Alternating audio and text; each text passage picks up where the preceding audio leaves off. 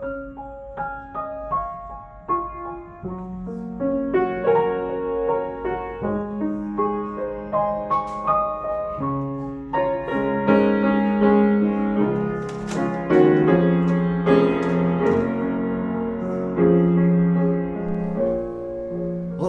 dando sequência ao estudo panorâmico do Novo Testamento, nada cansativo e bem explicadinho, chegamos à primeira carta de Paulo a Timóteo. Relembrando que, por ocasião da segunda viagem missionária de Paulo e Silas, eles percorreram a região da Galácia, as igrejas ali, as cidades de Antioquia da Pisídia, Icônio, Listra e Derbe. Na cidade de Listra, Paulo vai recrutar um jovem discípulo chamado Timóteo.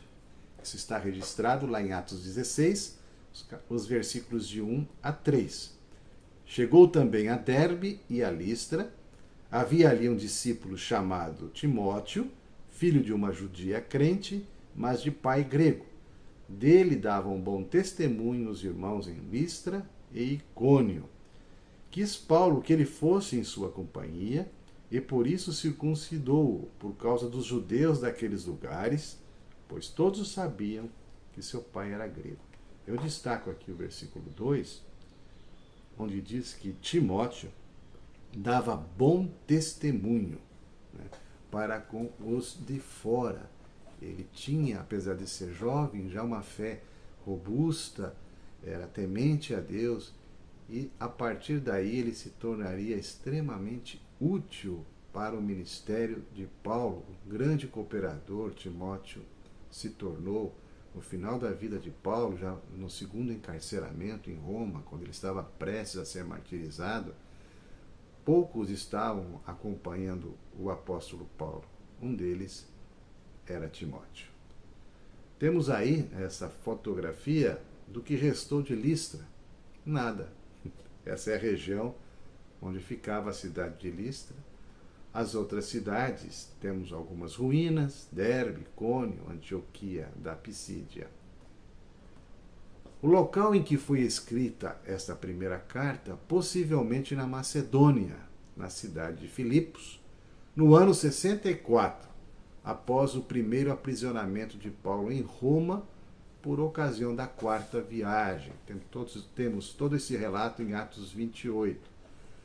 Paulo ficou preso durante 2 anos em Roma, numa prisão domiciliar, e ele podia receber visitas, podia pregar o evangelho, podia escrever cartas.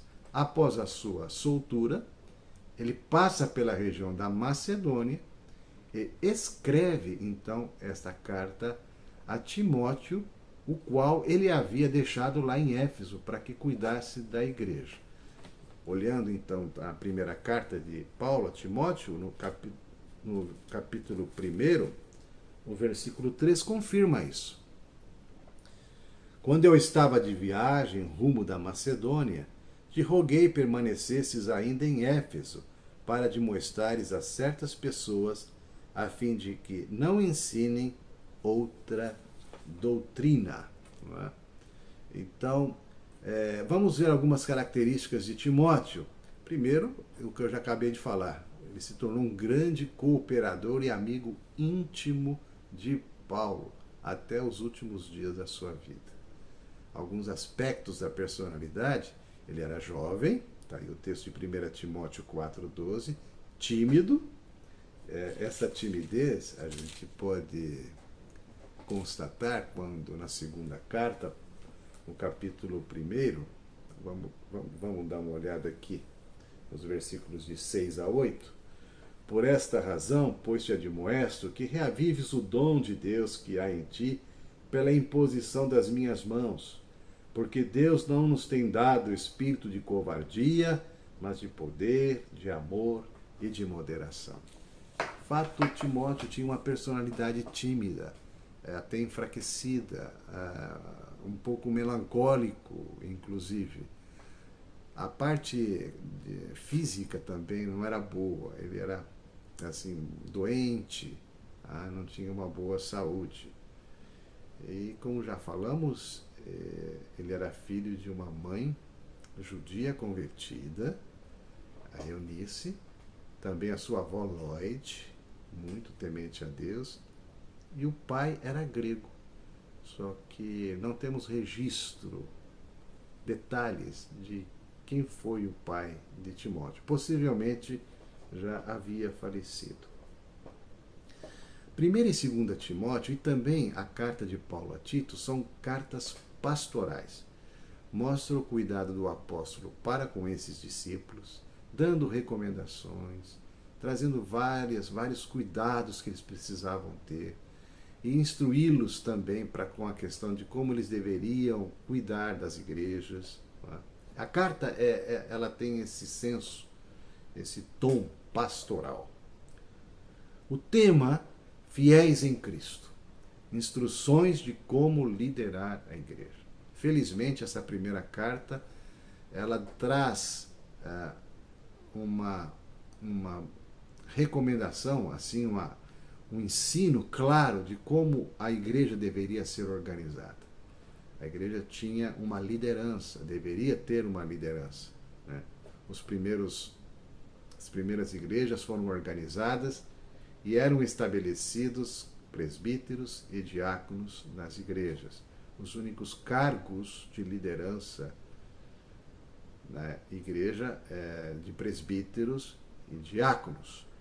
Então, há toda uma lista de atribuições e características que deveriam ter esses homens que fossem ocupar essa liderança. Então, a organização da igreja, ok? Da liderança.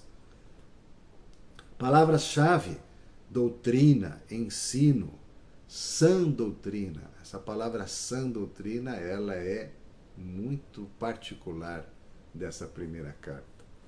Versículos-chave, então. Capítulo 3, versículos 14 e 15. Escrevo-te essas coisas, esperando ir ver-te em breve, para que, se eu tardar, fique ciente de como se deve proceder na casa de Deus, que é a igreja do Deus vivo, coluna e baluarte da verdade. Portanto, é trazida aqui a revelação da importância da igreja, como a igreja deve ser cuidada, né? Ela tem que ser organizada, ela tem que ter uma liderança, enfim, toda uma recomendação sobre organizar a igreja. Ninguém despreze a tua mocidade, pelo contrário, torna-te padrão dos fiéis na palavra, no procedimento, no amor, na fé, na pureza. 1 Timóteo 4,12. Tem cuidado de ti mesmo e da doutrina. 4,16. Vejam vocês o cuidado pastoral dele para com o discípulo, né? Cuida de ti mesmo. E depois ele diz, e da doutrina, ou seja, da verdade, da palavra de Deus. Então, havia um combate aos falsos ensinos e às condutas reprováveis. Temos esses textos aí, os temas, né? As fábulas e as genealogias, Paulo vai combatendo tudo isso, ou seja, haviam construções teóricas de doutrinas assim mirabolantes, até muito bem construídas, curiosas, e as pessoas eram seduzidas muitas vezes e não passavam de fábulas e genealogias ou coisas, invenções humanas, nada tendo a ver com a palavra de Deus. Havia, por exemplo, proibição de comer certos alimentos, a confusão a respeito de como tem que ser o casamento, contendas, discussões, falatórios inúteis. Quantos problemas, né, desde o início a gente vê na vida da igreja, né? Havia por parte dos líderes uma piedade usada como fonte de lucro. Isso é tão atual nos nossos dias. Falsos pastores, falsos mestres, aproveitando-se da sua persuasão, da sua eloquência, para enganar as pessoas e ainda mais angariar lucros para si mesmo. Contradições do saber, ou seja, os pensamentos, elucubrações mentais, engendrando falsas doutrinas, contradições do saber. Como eu disse, é uma carta preciosa mostrando a organização da igreja local. Ali temos as qualificações dos presbíteros e diáconos no capítulo 3, é uma lista completa das recomendações, características desses homens. Eles deveriam ser tementes a Deus, que têm um bom testemunho das pessoas, que cuidam da sua casa, têm o seu lar em ordem, maridos de uma só mulher, e assim por diante. Escrevo-te essas coisas, esperando ir ver-te em breve, para que, se eu tardar, fique cientes de como se deve proceder na casa de Deus, que é a igreja do Deus vivo, coluna e baluarte da verdade. Então eu repito esse texto, já havíamos lido, porque é um texto extremamente essencial nesta epístola. Para melhor compreender o livro, podemos estudá-los e dividi-lo em 5 partes. O capítulo 1, instruções relativas à doutrina. A segunda parte, os capítulos 2 e 3, instruções para organizar a liderança. A terceira parte, o capítulo 4, instruções relativas aos falsos mestres. A quarta parte, o capítulo 5, instruções para a disciplina da igreja. E a quinta parte, o capítulo 6, instruções pastorais. Eu incentivo você a ler a Bíblia. Leia essa primeira carta de Paulo a Timóteo. A sua vida vai ser edificada, com toda certeza. Até o nosso próximo estudo. Um abraço.